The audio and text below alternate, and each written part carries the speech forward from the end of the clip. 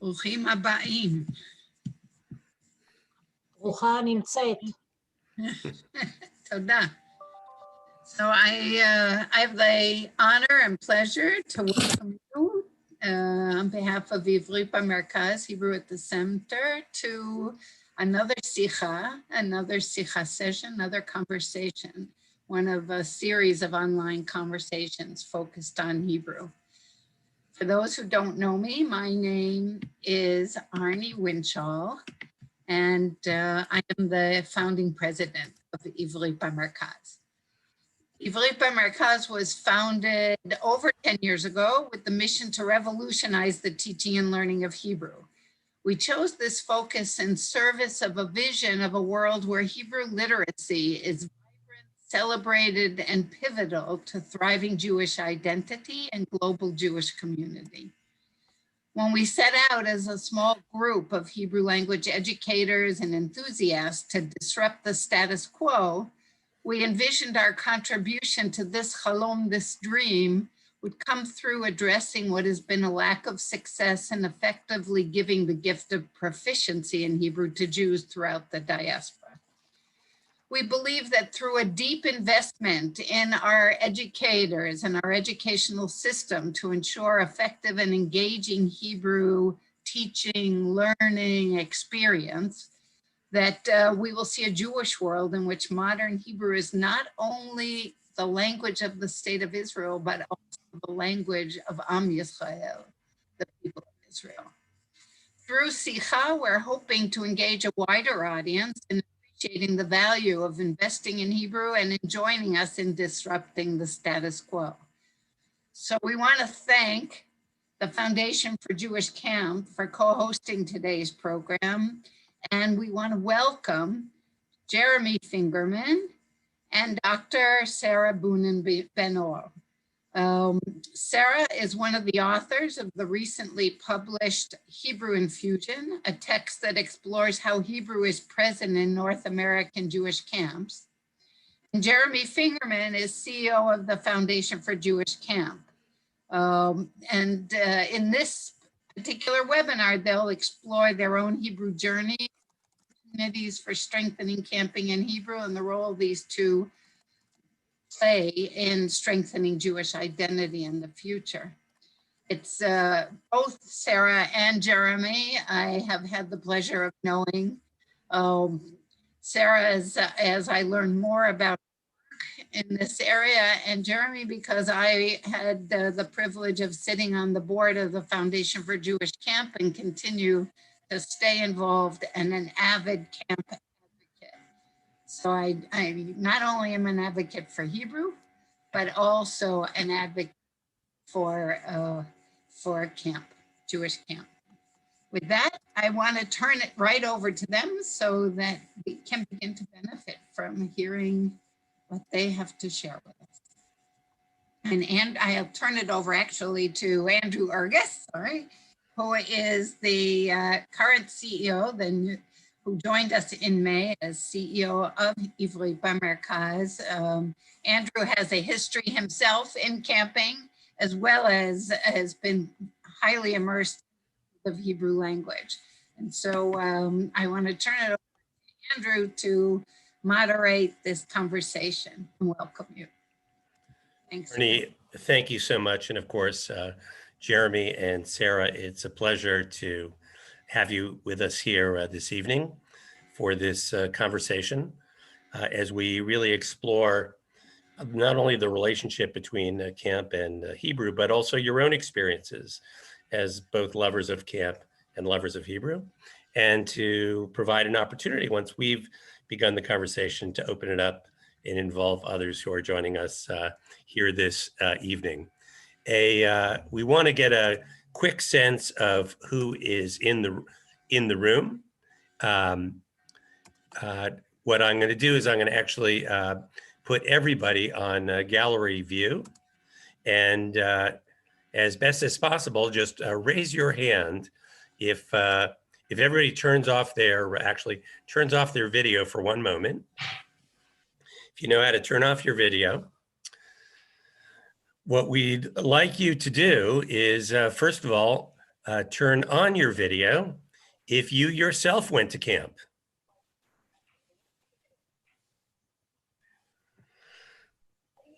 All right, we have, we can see, it looks like we have almost a full house. Let's turn off the videos again for a second.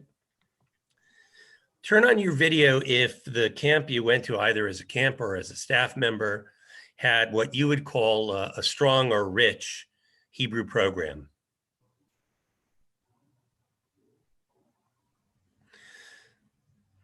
So I see we have a slightly smaller number of people. I do see we have, looks like Drew from Camp Masad. So I know that we have folks who go back to the original source. And I see Walt Winchell. I know he's from Ramah, Wisconsin. Let's all put back on our videos, and we'll go back to our individuals who are spotlighted, and we'll get the conversation going.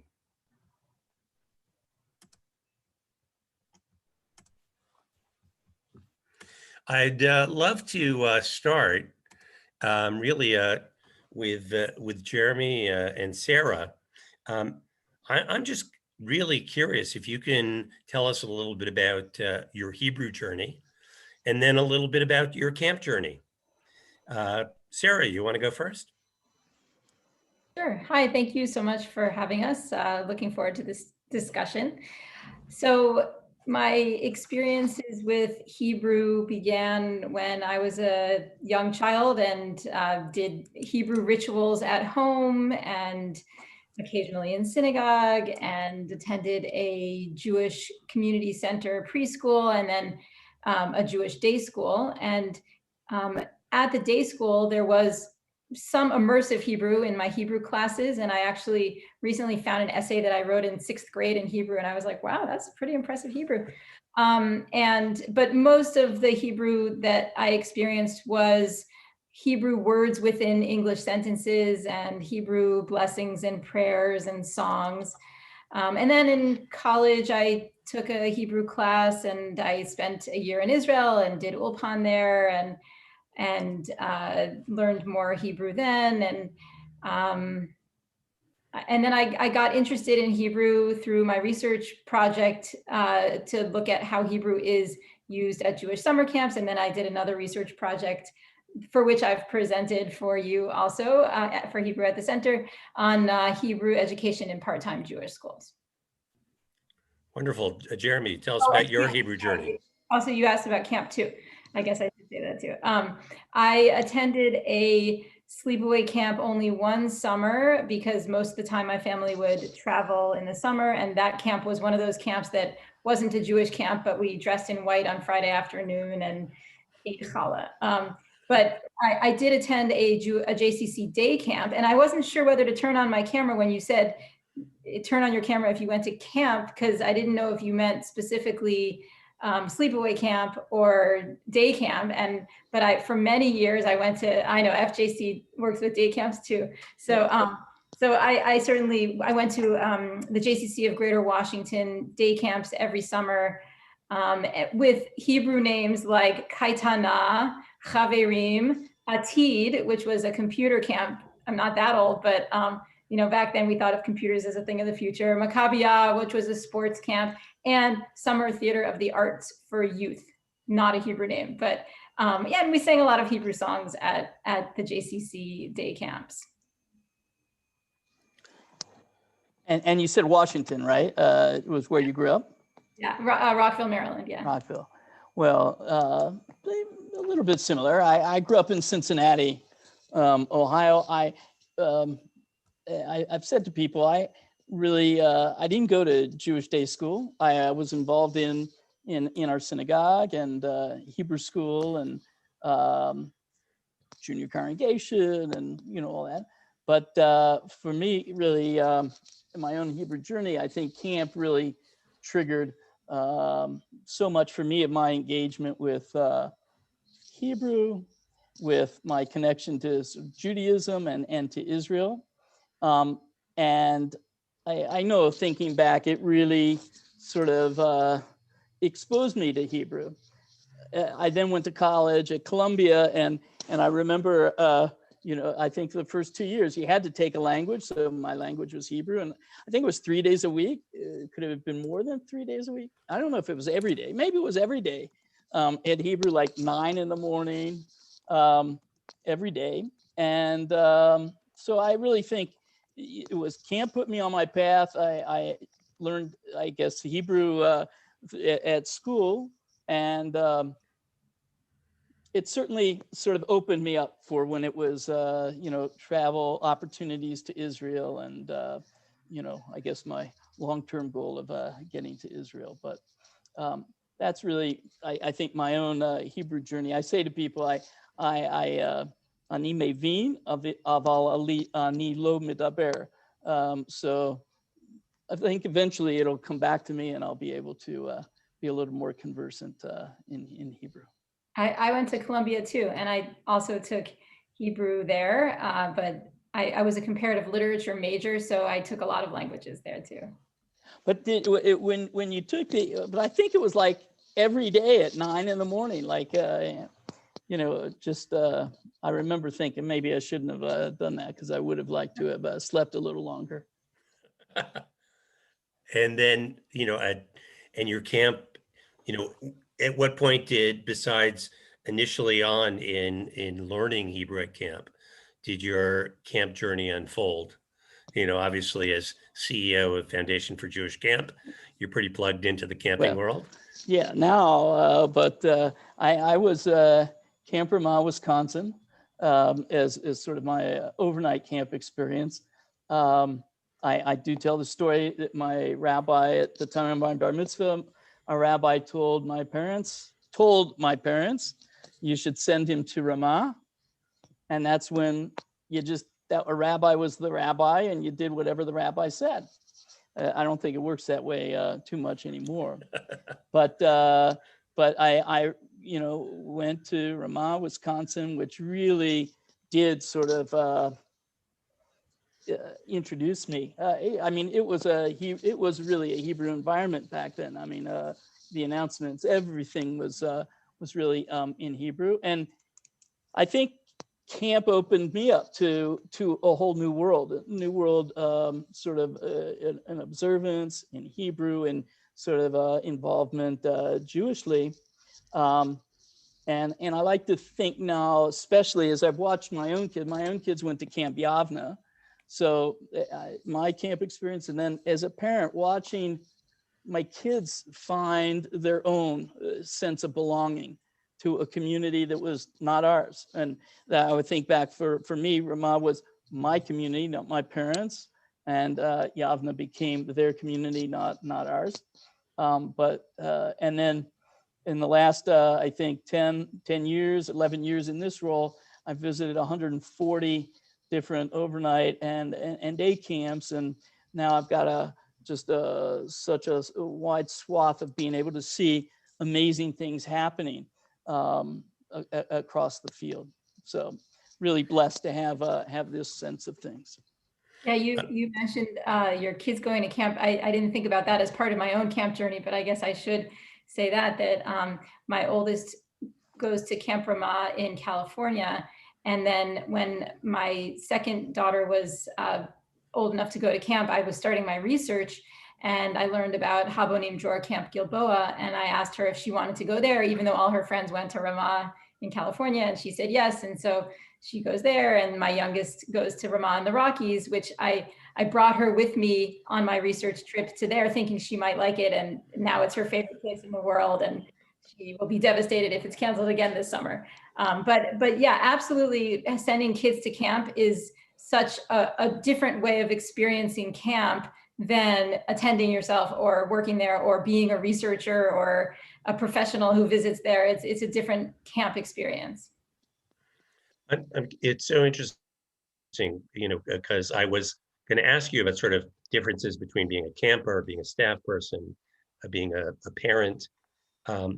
When you think about it through those multiple lenses, we know how powerful camp can be.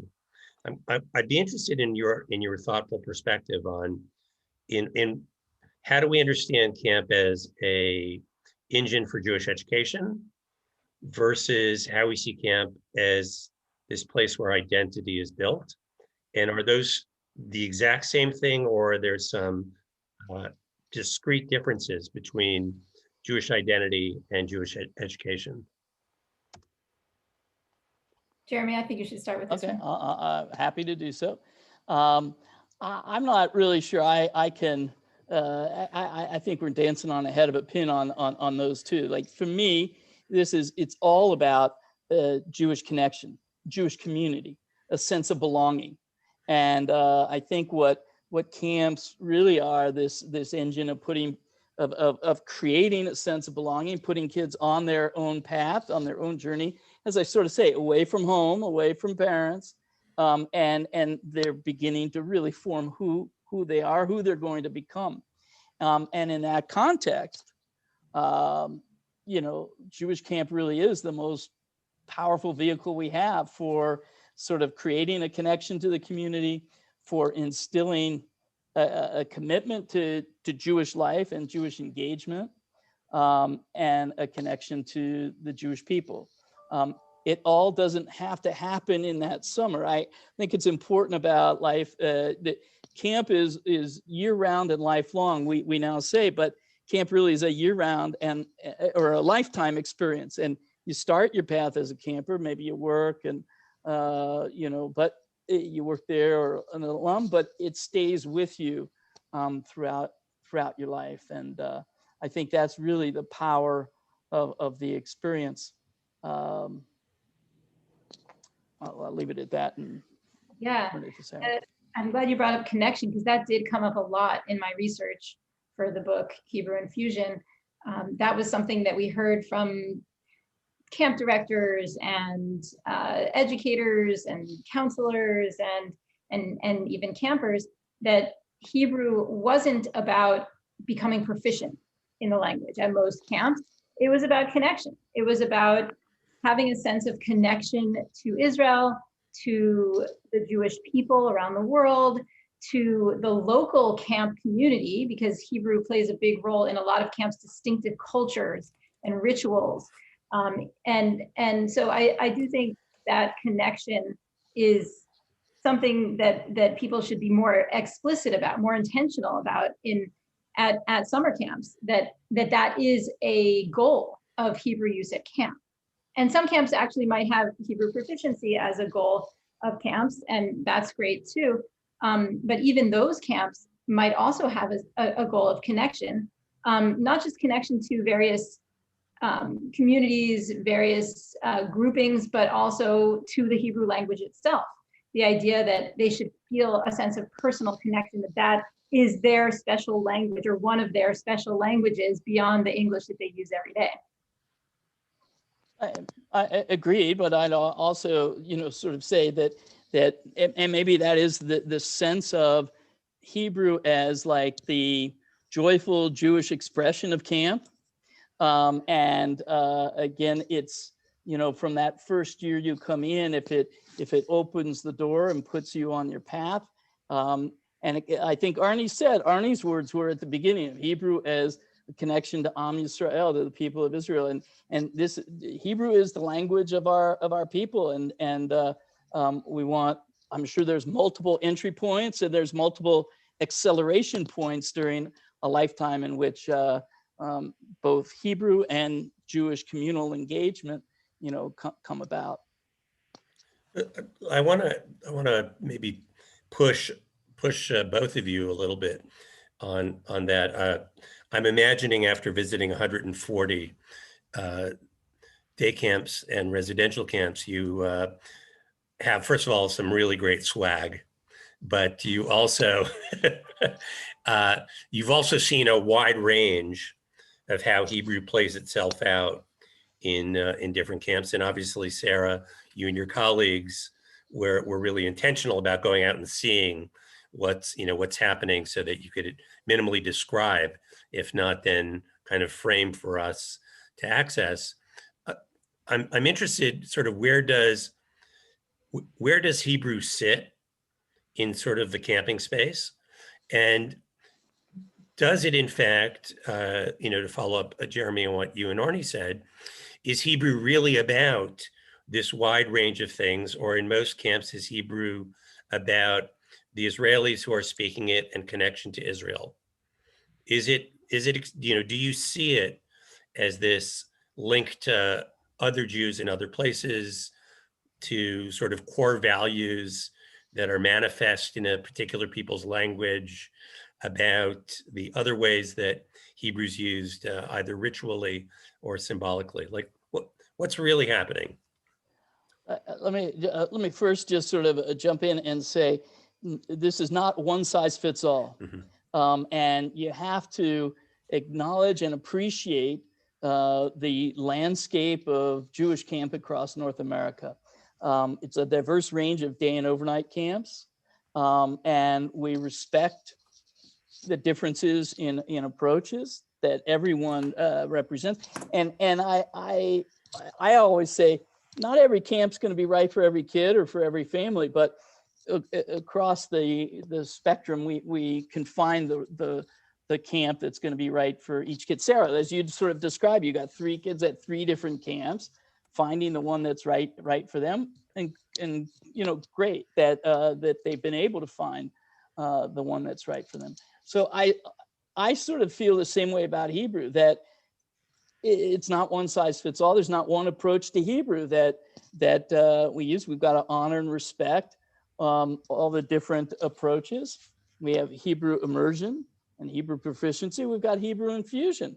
All are in sort of that tent. So I hope that I hope FJC and maybe all of us on this call will help each camp sort of find a way to successfully bring more Hebrew into their summer camp experience in whatever approach they make. Bring it in intentionally, but allow it to create and foster those connections and what I call sort of the joyous Jewish experience that Hebrew brings.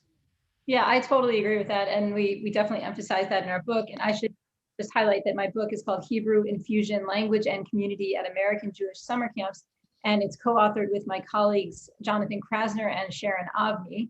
And the one chapter is all about that diversity, how Hebrew is used differently in different camps and means different things in different camps. And for example, in that chapter, we talk about Bunin Benor Camp Galil, Camp Sternberg, and Bieber Camp. Bunin Benor Camp Galil is a secular progressive Zionist camp, and there Hebrew is all about Israel and Jewish peoplehood. At Camp Sternberg, it's an Orthodox girls camp, and it's all about religiosity. And then at Bieber Camp, it's a kind of a combination of both Israel and religiosity. But for all of the camps, Hebrew is also about camp. Less Camp Sternberg, because the way they use Hebrew there, I wouldn't even call it Camp Hebraized English. I would call it just Orthodox Jewish English, the way they use Hebrew words within English in their everyday Orthodox lives, and also Hebrew prayers and songs. But at Galil and Bieber, they certainly use Hebrew, Camp Hebraized English, English with Hebrew words, like somebody in the chat is asking about going to the MARP. And yes, I do think of that as a use of Hebrew, even though the word MARP isn't necessarily recognizable as Hebrew by contemporary Israelis. That word comes from marpeah, which is a variant of mirpa'ah that was used on kibbutzim, and it became part of the camp lexicon at Camp Masad in the Poconos and also other camps, and it spread to many camps. So many camps call the infirmary the MARP, and that word kind of stuck. And I do think of that as a use of Hebrew at camp because it has similar effects. It as other Hebrew words that might be more recognizable by Israelis, that it makes people think about Hebrew as part of the camp experience and as part of the Jewish experience. Yeah, you used it. I mean, I have had the pleasure of reading the book, and we will certainly reference a few different things that you surfaced here, but can you unpack just a little more that phrase you used of camp Hebraized English? Both, what did you mean and why did you feel like you needed a phrase like that to describe this phenomena? Yeah, thanks for asking that. It's not Hebrew, it's not English, it's a combination. It's an English sentence. If you're saying Chanichim and Madrichim go to the Teatron for Pilat Erev, that sentence would not be understandable to someone who is monolingual in English or monolingual in Hebrew, right? You need to know the Hebrew words, or they might be monolingual in English and also familiar with the Hebrew that's used at camp. So that's why it's Camp Hebraized English and not Camp Hebrew, right? And in the chat where Ilana asks about na lavir et chalav, that is Hebrew, and that is Camp Hebrew also, because it's a common phrase used at some camps that are much more Hebrew rich than most Jewish camps, like Ramah camps in particular, where Hebrew proficiency is one of the goals. You had mentioned, Jeremy, this, camp is is a year-round and a lifelong experience, and I certainly, I spent 22 summers at camp and a few years as a year-round camp professional, and have a son who's gone into the family business as well. So I appreciate that. I'm wondering, how does Hebrew at camp, in any way that it's manifested, how does that create linkage between what's going on in the other aspects of the camp community's Jewish life? Or, as was also identified in the book, that for many campers, Hebrew is the thing that makes camp unique. They don't have much Hebrew around them outside of camp, and it's what makes camp special. What's at play there? So look, I think that's a really interesting thing. So part of the intentional magic of the camp experience, the Jewish camp experience, is the use of Hebrew as part of the common camp language. And again, you're going to see a range of that over the diverse range of camps. But I think it makes those inside the bubble, the camp community, feel special, feel a sense of belonging. It helps them to feel Hebrew as accessible for them.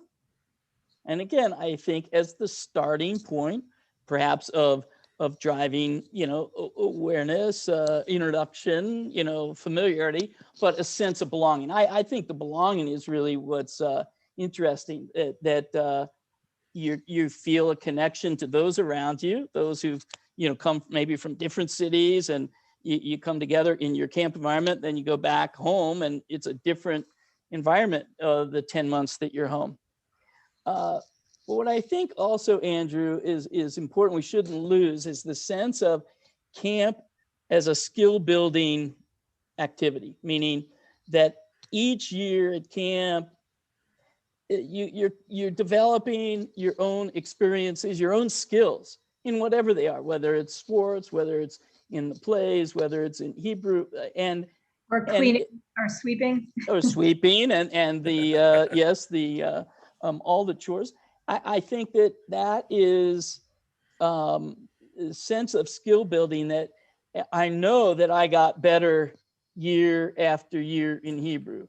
I remember giving a Devar Torah at services in my Nivunim year at Camp Ramah in Hebrew, full thing in Hebrew. And that was a big triumphant moment to be able to, have worked with, I think, a counselor and to help, figure out how to say it and to make it personalized, but to deliver that was a milestone and part of skill development. So I think every camp approaches it differently. We'll talk more about, some of our experiences and what we've actually found in our programs in day camps right now. But I think that's an important element, Andrew, to put into this.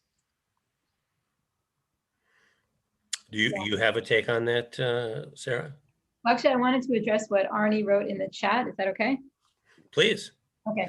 Arnie writes, there's an aspect of it being our secret language or our insider's language. And yes, I think that's absolutely the case. And who's on the inside is a question, right? So there's a really interesting J-Date commercial. Has anyone seen this J-Date Hebrew at Camp commercial? Which, well, it's a camp commercial, but I call it a Hebrew at Camp commercial, where a young man is on a date with a woman and mentions that he never lost at Maccabia. And she says, "What's Maccabia?" And he says, "Oh, I'm getting tired." And then he's with another girl and she knows the word Maccabia and he likes her. So, and there you have Camp Hebraized English, or a Hebrew word at camp, serving as a connector, right? And making one woman an insider in his world and another an outsider, right? And it's not that they went to the same camp, and even they even say, "Oh, you called it that too," and because it's part of what I would call pan camp Hebraized English. That there are some commonalities that are used at many Jewish camps around North America, and that is something that makes you kind of an insider, right? But it's also an insider in the broader sense of being part of the Jewish people, that the Hebrew language serves as a divider between those in the know and those not in the know. But when you have words at camp like marp or to melts, meaning to be a waiter, to serve, to wait tables, from the word meltsar, because a meltsar is a meltzer and a meltzer meltzes, right? So, those kinds of words might connect you to people in your camp, but not to other Hebrew speakers who wouldn't recognize words like marp and melts. But there are many Hebrew words used at camp that would be recognizable by many Hebrew speakers around the world.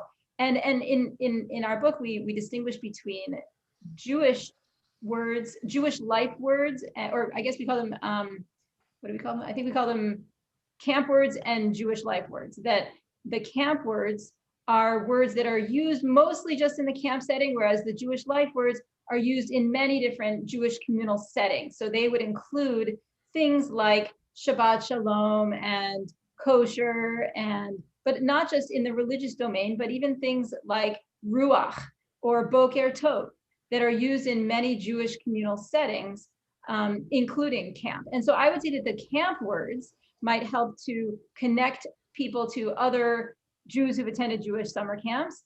And the Jewish life words would help to connect people to others who are Jewish in America. And some people only encounter those at camp, right? If they come from a Jewish community without, and they don't have any other Jewish communal engagements, they don't go to Hebrew school, religious school, and their Jewish camp is their only Jewish education, then for them, this is a whole new thing. And they wouldn't distinguish between those Jewish life words and those camp words, because those would be the Hebrew words that are unfamiliar to them until they encounter them at camp. But the camp words would connect people to camp people around North America and to anyone who speaks Hebrew for the most part. I'm curious, as just thinking about other ways that you've seen Hebrew be manifested in either an interesting approach or a place that was more intentional, more thoughtful, whether it's about their signage, about how they're using names or nouns, or even introducing verbs and prepositions. Like, what have you seen out there that you think is pretty intriguing and worth pursuing and learning more about? Well, I will share what we've had real experience over the last number of years with the Kayetz Kev Hebrew at Camp program, which is a program of Arabim Philanthropic Group in partnership with FJC. But what we have found in that program, first of all, a wonderful tagline. Just think about this: that it's a summer of fun, Kayetz Kev, summer of fun, and it's a lifetime of Hebrew, meaning it opens you up to a lifetime of Hebrew. That's the goal of this. Not that you're going to get Hebrew on that in that summer that takes you forever, although it puts you on your path. So I think all of what camp is summer, and it should be summer of fun. Yes, developing skills and that sort of thing. Singing at camp, doing plays. I was in a number of the Hebrew musicals at camp, and it probably put me on my my theatrical path as well. But I think what's fascinating about Kayetz Kef in a summer day camp experience, where we've gone from one camp in 2013 to 12 camps, 650 participants in 2019. We would have been even more in 2020 had this little COVID thing hadn't happened. But we're seeing tremendous increase. We're seeing tremendous retention year after year of kids coming back to the program. And even more, the kids remember after being away, they come back and they remember the Hebrew that they picked up at camp after only 2 weeks that next summer. And what really is compelling to me about this whole effort to develop a more formal, a more proficient Hebrew experience is the halo that has to the whole community, the whole camp community. And I think we should think about this as a sort of a circle where you have different experiences, in camp, but that each one sort of culminates. And what happens in the Kayetz Kef program, number one, those camps bring in more shlichim who are populating the camp. They're not only the counselors for the Kayetz Kef program, but they're staff for the whole camp. So they're bringing all kinds of music and dance and Hebrew words and to the whole. And I think that halo is a really, really important aspect. I think about the halo even from my own experience of announcements in Hebrew or Divrei Torah in Hebrew or the play in Hebrew. And that aspiration, I want to be like those cool people that are, in that play. But I think in the halo, what we've found and what I saw in visiting some of these camps is that sort of the energy that was coming from that Kayetz Kef group, that positive sort of the singing and the cheers that they would have going from one activity to another, that gets everybody from the camp looking at this group. Hey, they want to be, that group's having fun. That group is cool. They have cool counselors and they're doing cool things. They're having great fun and they're coming away with skills too. It's a really, we've learned so much from it, and Razaf has done, a lot of studying of this, so we've got good research on it.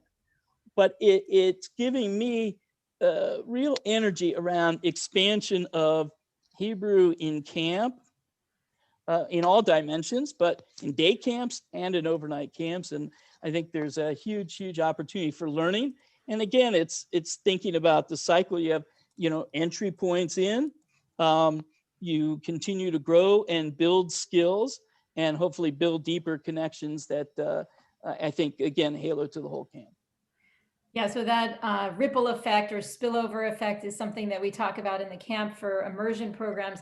And I wish there were more immersion programs. I mean, right now they're limited to day camps. I'd love to see them in overnight camps. And I know it's complicated and getting buy-in is tough, but I'd love to see that because I think it would teach Hebrew to a lot more people and have those ripple effects throughout the camp. You do see that at Asrui, Olin Sang Ruby Union Institute, which takes a different approach to Hebrew immersion. They reserve that for their oldest campers, whereas in Kayetz Kef, it starts with the youngest campers. And I think there are merits to both. Certainly for language acquisition, it's better to start young, but in terms of Asrui, it's a really great way for that camp to make kids look up to the Hebrew division. It's the pinnacle of the Asrui experience that they get to be part of the Chalutzim Hebrew immersion program. But Jeremy, you mentioned the plays in Hebrew. Can you sing for us a snippet or two of? That's dangerous and unfair, but yeah. site. Yeah, well, I do remember, but we'll do that afterwards. Maybe I need That'll be l'chaim. another We need a Sicha. l'chaim before doing that. Okay. Well, Let me I'll- ask you what. Let me ask you what. Both one last question before we open this up to wait, Andrew, I the didn't get to room. answer the previous one. Sorry. Okay, never mind. We can go on. Well, I mean, and I don't want to put you in an unfair place, Jeremy, nor you, Sarah. You know, as an academic, you've seen a lot of things, and Sarah, you and your team wrote about a lot of things, but it was fairly descriptive. It wasn't particularly prescriptive. And I'm wondering, you know, if the two of you could reflect on one or two things you would like to see manifest in more camps if we're going to make Hebrew a more normative, intentional component of North American Jewish camping. Yeah, I think I would love to see people taking some of the ideas that we observed at one camp and using it in their own camp. And I'm already seeing that. Someone just recently got in touch with me and said he's working on his camp's plans for the summer, and he's looking at chapter 6 or 7, I forget which chapter, and he's finding it useful to think of ideas for incorporating more Hebrew into his camp. And so some of the things that I'd like to see more of are more intentionality around Hebrew, because often when Hebrew is used at camps, it tends to be just, that's how we've always done it. And I'd love to see camps really think about what Hebrew words we want to use, what songs we want to use, how can we incorporate fun Hebrew activities into our camp routine, and why, why are we doing this? Is it to teach Hebrew? Is it to foster connection? And the why, the ultimate educational goal, the outcome that you want, has to be correlated to the actual use of Hebrew. And I do think one of the goals is making Hebrew fun. So I guess I'd like to see more fun activities. One of the goals is to make people feel a sense of connection to Hebrew, and through Hebrew to Israel, to the Jewish people, and to the camp community. And Hebrew plays a big role in that sense of connection. One way that it does that is by making it fun. And so I'd like to see even more wordplay and skits and fun activities, like you can read about in chapter 5 of my book. Just picking up, one of the things that I loved about the book is the reminder about sort of the history of the camp experience, that I think it's post World War I, but the start of the Zionist camps and the Hebrew camps, there was a precursor to aligned with Zionism, a precursor to the foundation of the state of Israel, and so much Hebrew that was part of the pre and immediately post state of Israel. I think we have so many camps that actually were founded right around the time of the state of Israel, either right before or right after. So they're sort of in that 70 to 75-year-old camps now. And I hope we can get back to, have camps continue to go back to their DNA that was rooted in, the Zionist experience, Hebrew experience, and people came away with a connection to the community and to each other, but also a strong connection and engagement with Israel. Yeah, and I'll just mention that in the chat, there's a point about Camp Masad in Manitoba, and that's a very important point. Thank you, Drew.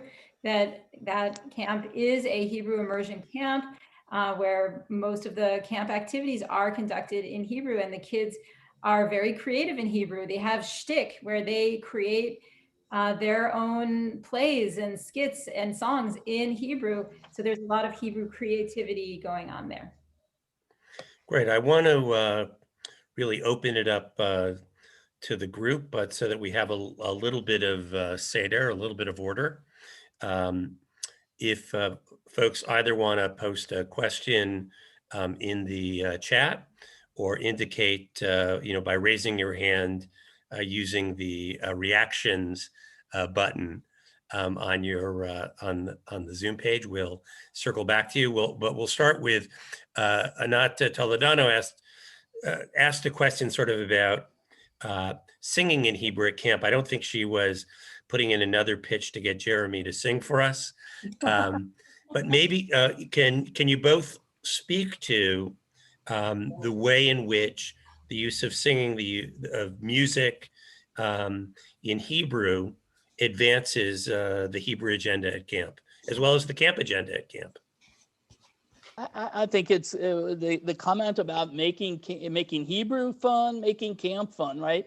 The part of singing and dancing together is the creation of community, that sense of belonging, and you build your sense of confidence with the skills that are acquired, with the songs that are remembered. I'll admit on this call, and I think I've donated the money back, but I did take from Camp Vermont, Wisconsin, my last year, the Shiron, the songbook. And some days, Yom Ha'atzmaut, I think I pull it out and I just sit by myself and I go through the Shiron and I sing these songs to the tunes that I remember from then. What an amazing connection. And the fact that I remember sort of the skill and the confidence I have and the connection that I feel, really, really powerful. So I do think that the role of singing and dancing, I happen to be a very good Israeli dancer. Where did that come from? That we were taught that at camp. And it was a skill developed and my confidence in that. And if the song comes, I'm ready to go and dance because that's what I learned and developed at camp. So yeah. I think those are really, really important, connection points. I agree. And people tend to remember songs. And that's why I asked you if you could sing some songs. I won't ask you again, but I will say that some of the people we interviewed who attended Ramah camps and Young Judea camps and Bunin Benor camps remember songs that they learned at camp, especially songs that they performed in theatrical productions. So one woman told us, Annie, get your gun. I think it was Bachur lo tofsim beroveh, or Yom Maksim Avivhu, some enchanted evening, right? And those songs are really important for people's sense of connection to Hebrew and knowledge of Hebrew because they learn words from them. But also anytime they hear the English version of those songs that they're based on, they think of their camp, right? And in fact, another thing I mentioned in the book was a friend of mine posted on Facebook about on the anniversary of Sgt. Pepper's Lonely Hearts Club Band, and that she knows that in Hebrew, right? And that is still stuck in her head so many years later. Every time she hears Sgt. Pepper, she thinks of the Hebrew version of it. And that's pretty amazing. So it's not just about singing Hebrew songs at camp, although any Hebrew song at camp can have a positive impact, but specifically singing Hebrew translations or versions of show tunes or American pop songs can have a really interesting impact on people. And many of our interviewees talked about learning Hebrew words later in life when they were taking Hebrew classes or when they visited Israel, and realizing that they know the word from a particular song. And they sing the song. And so the songs are so important, and any Jewish educational context should use singing. So now that we've heard you sing, Sarah, and we've heard about Jeremy's dancing, I'm thinking we're going to do Hebrew in Camp, the musical, and we're partially staffed out. I want to make one correction. You can raise your hand in the reaction, not in the reactions, but in the participants. We did get a question, Sarah, if you could speak to this. This is from Joel Hellman. One, he was sort of interested in your own involvement in an immersion program. And then he also wondered, is there a double-edged sword? If Hebrew is like the secret language, does it then create, perhaps exclude a broader Jewish community from feeling like they can be a part of that? So I don't know what order you'd like to take those in, or if Jeremy also has a perspective. Well, I'll start with the secret language excluding people. Yeah, we definitely found that. In fact, someone I interviewed who did not attend a Jewish summer camp talked about being left out when her friends talk about camp because she doesn't understand what they're talking about. And this is someone who's fluent in Hebrew. So, I mean, it's pretty interesting how Camp Hebraized English can exclude. And even at camp itself, that is a danger that if you use a lot of Hebrew words, that it's possible that some people will feel alienated when they first get to camp. But camps have ways of mitigating that, especially very Hebrew-rich camps like Ramah. They will, and I imagine, I'd love to hear from the person who's involved with Masad Manitoba about how that is mitigated there. But at some Ramah camps that I visited, I noticed people translating some of the words that are used in Camp Hebraized English in the first few days of camp. Or if there are announcements at a Bunin Benor camp, on the first few days, they'll translate them. But then they don't do that anymore after a few days. And if people don't understand, they pick it up by following their camp mates, or a counselor might explain it to them. I want to just share an observation related to the Camp Masad in the Poconos, not Masad, Manitoba, but the camp that does not exist anymore. And the depth of connection that the alumni of that camp feel to that experience, so incredibly powerful. And I think Hebrew as the glue, and they would all repeat, play back the songs, the show tunes, playing baseball in Hebrew. It was also a time where Judaism was more accommodating, more pluralistic. I believe, just that people were welcomed from multiple streams and felt a part of things. So incredibly powerful. I like to say that if FJC, Foundation for Jewish Camp, had been around when Masad was having some challenges, we would have made a shit off and found a way to keep that camp going. It was too important to the into the whole landscape of the Jewish world. But what's amazing to me is the depth of connection of the alumni, and then the what has stayed with them, and what they treasure sort of as a part of that experience. Really a lesson for all of us to consider. We shouldn't you don't have to shy away from Hebrew. That was a great example where forcing people in, they learned, there was a skill, there was also that aspiration. I want to be like those counselors and be like, that was a really important experience, an important camp. And I see Frida Robbins. If you want to unmute yourself, I see you have a question. I would like to point out that there is a large population of young ones who could be also worked with on immersion, and that is the children of staff. We have done it in Camp Ramah in New England. It was quite successful, and we learned many, many lessons. And by the way, it was a project of JTS, of the Jewish Theological Seminary at the time. And we learned tremendous lessons from that experience. And so here is a population that we wanted them to start at age 3. They can start we can start them off at age 2 months as children of staff. So, and you were talking about the connection of the campers to the Hebrew. Granted, my children speak Hebrew, as you can tell by my accent, but the lullaby that my daughter sings to her daughter, her 5-year-old daughter, is the Camp Ramah song, "Baboker kam parpar ve'af me'ver l'geder." That's her lullaby. And they are very, very best friends. Both my twins are their Camp Ramah friends. There is nothing parallel to that. But I'd like to say also that Israelis find connection to the American Jews, which have not been found before.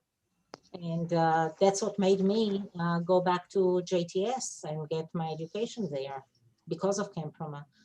So we should look at both sides.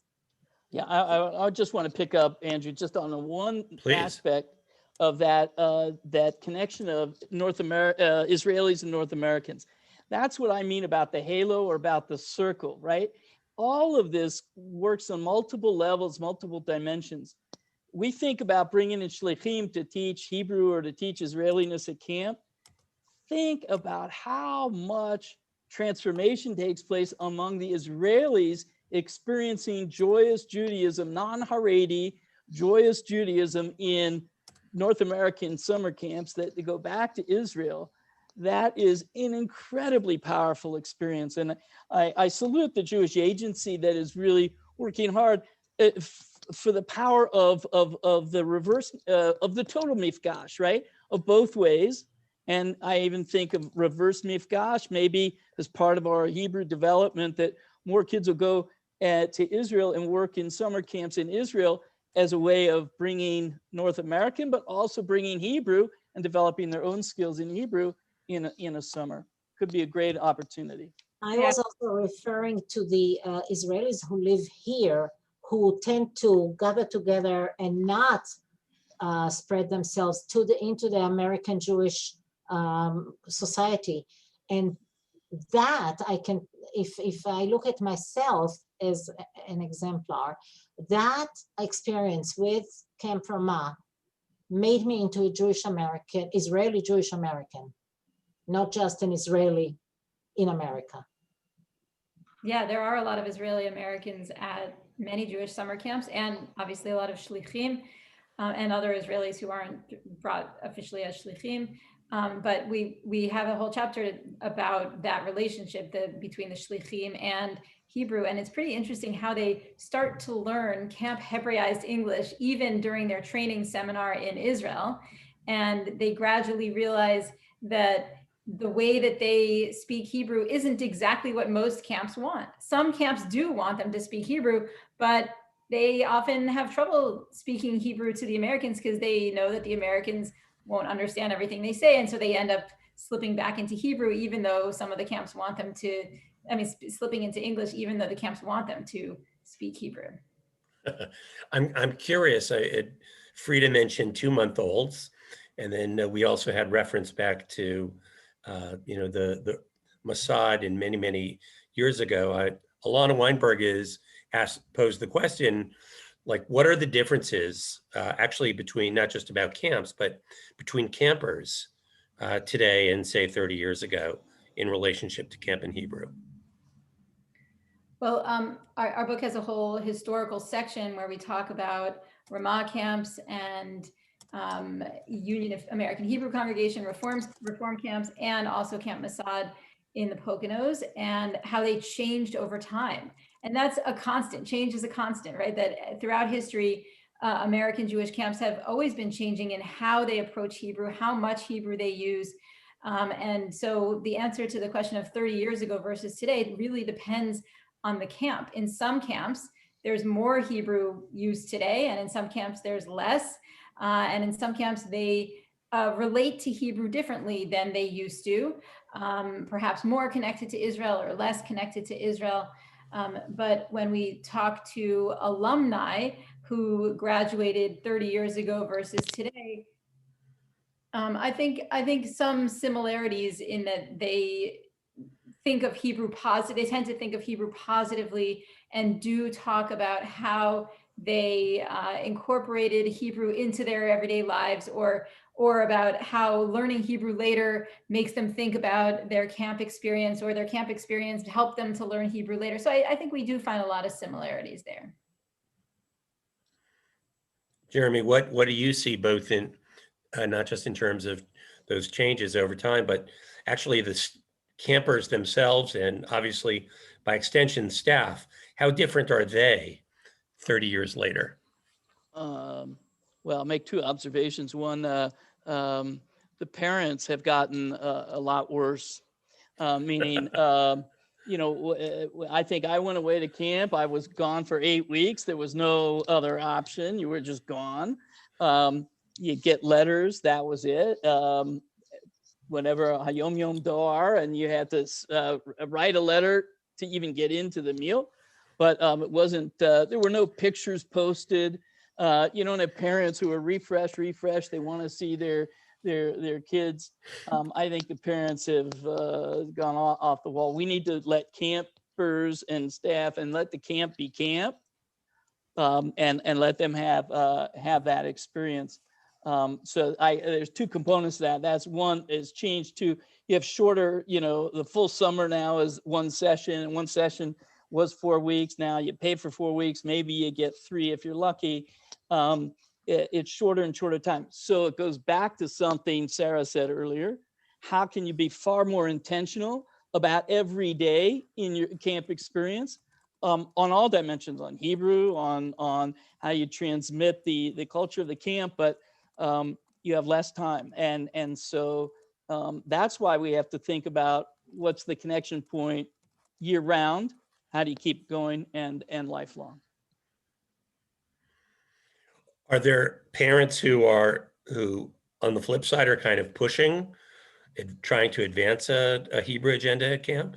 Yeah, well, I think there are parents who are definitely into skill building and skill acquisition, and especially for younger kids, what we're seeing in the day camp experience, that you can come away and not have a summer of fun, but a summer of skill building as well. I think so. There are parents that are hoping that their kids will develop that'll also halo back at home, halo to the parents themselves. I think as it relates to Israel, I think the point probably over time, camps have put less focus on it, but again, I think there could be an initiative to bring more Hebrew in its biggest, largest sense back into camps as would be a wonderful initiative for for our work, which is to bring more of an impact Jewishly, to make a deeper connection to Israel and to Jewish peoplehood. Great. We have a question or a comment from Shira Ravin. Yeah, hi, thank you, Andrew, and thank you all.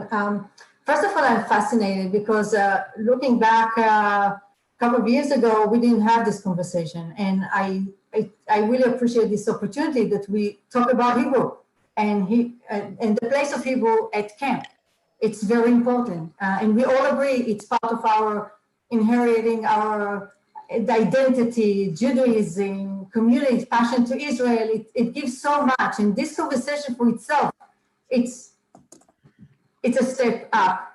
So thank you. I want to add one more thing. You mentioned, Jeremy, that Camp Masad, in the old time, and I know many people that went there speaks fluent Hebrew today because of that camp long time ago.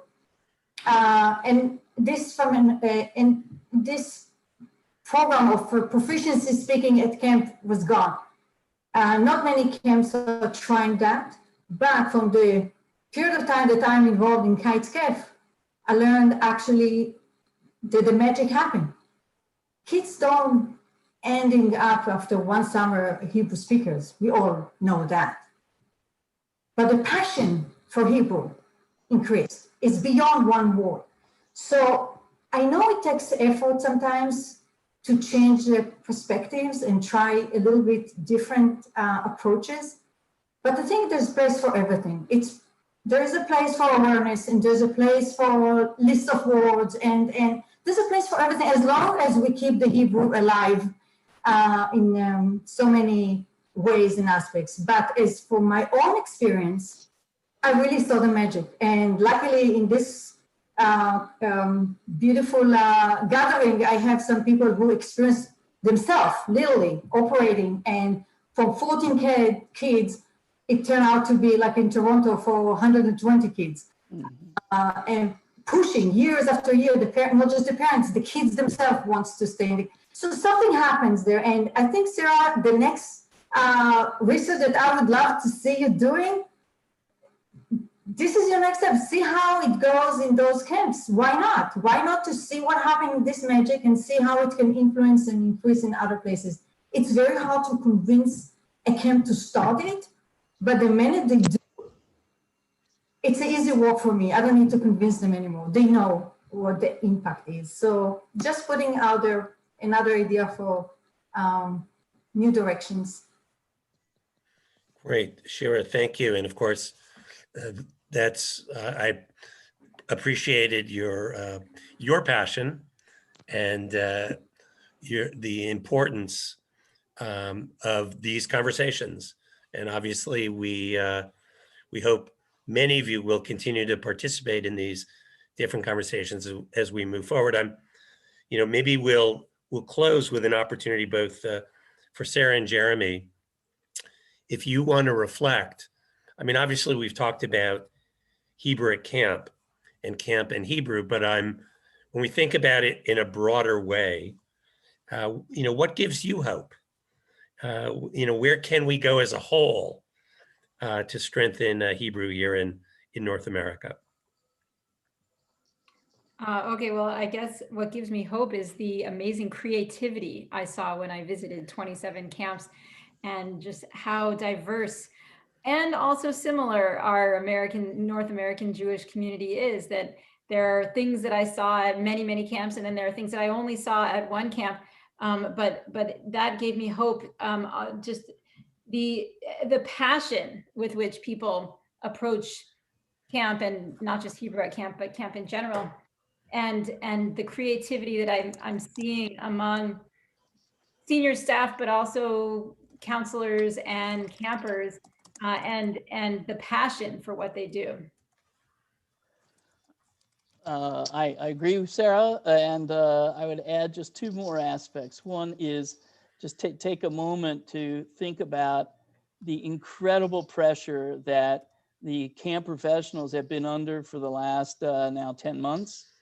The heart-wrenching decision they made in canceling camp in summer of 2020, or for those that operating on a very limited or a partial schedule.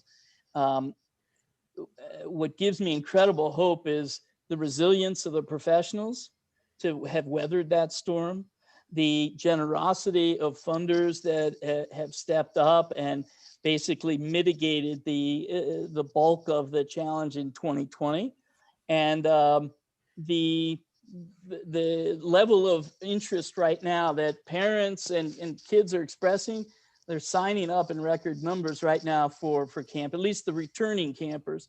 I think a new family, maybe it takes a little bit more because they haven't experienced the magic yet. But as camps have opened, I'm encouraged and have hope that we're going to come out of the pandemic. There will be aspects of what we've learned that will stay with us. But I'm hoping that things like Hebrew that were important to me and my own experience growing up, that will continue to be make an impact and be important for hundreds of thousands of campers across the many Jewish camps that we have going forward. What a fantastic conversation and discourse. I am just really so appreciative that you're with us, and we'll bring back Arnie to give us a few closing comments and thank yous.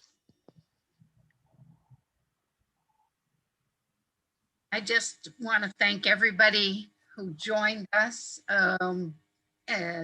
We had representatives from the Jewish Education Project, from Kayetz Kef, from the Steinhardt Foundation, from the Council for Hebrew Language and Culture, Hebrew at the Center team, past board members of FJC, and members of our own Sicha advisory group, who helps us think about what are the interesting conversations to bring to all of you. But most of all, I want to thank Jeremy and Sarah for giving us of your time, for your investment in this.